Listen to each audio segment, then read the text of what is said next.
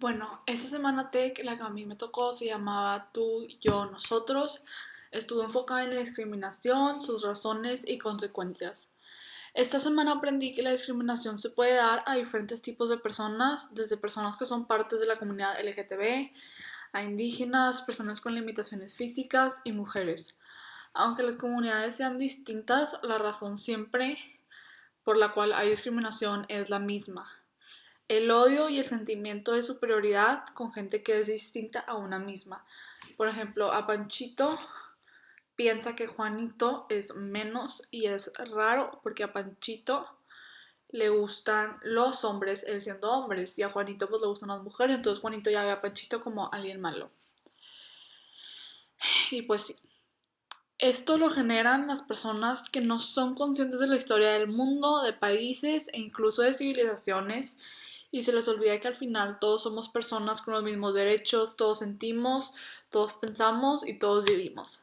Esto genera una división en la comunidad y en el país, aunque yo creo que es muy importante saber distinguir el lenguaje que fomenta el odio y la división con el lenguaje que simplemente concientiza a las personas y dicen las cosas como son.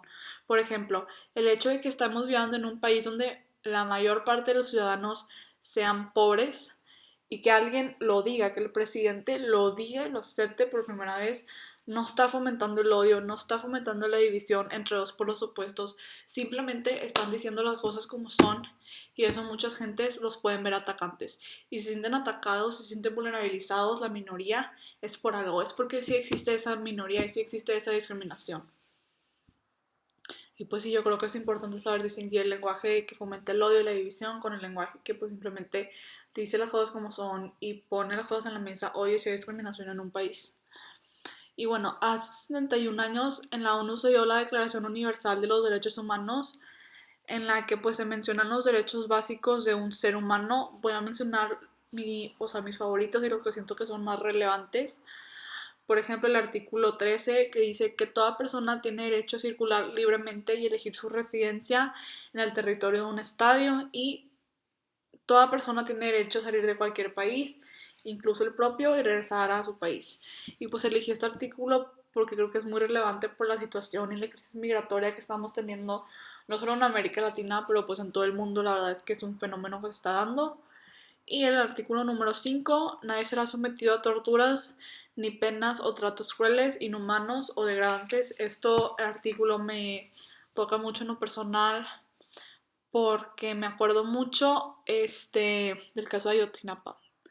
Este artículo fue gravemente violado pues en lo que pasó con los estudiantes, y también en el 68 también este artículo fue gravemente violado. Y pues me parece impresionante cómo el mundo lleva ya 219 años, contando pues los años después de Cristo. Y de esos 2019 años solo llevamos 71 años con una declaración oficial de los derechos humanos. Me impresiona y enoja cómo tuvo que pasar una atrocidad tan horrible como los campos de concentración para que esto sucediera. Sin embargo, tenemos que estar conscientes de que estas cosas pasaban desde antes: el racismo, el machismo, la trata de blancas, la esclavitud, etcétera. Incluso sigue pasando, como por ejemplo pues los feminicidios, la aprobación del nuevo artículo en nuestro estado en la que un doctor puede decidir no tratar a un paciente porque es gay o porque es indígena. La segregación sistemática de los niños con discapacidades de las escuelas generales, ahí se está violando 100% el derecho a la educación, y el desalojo forzoso de personas de sus hogares.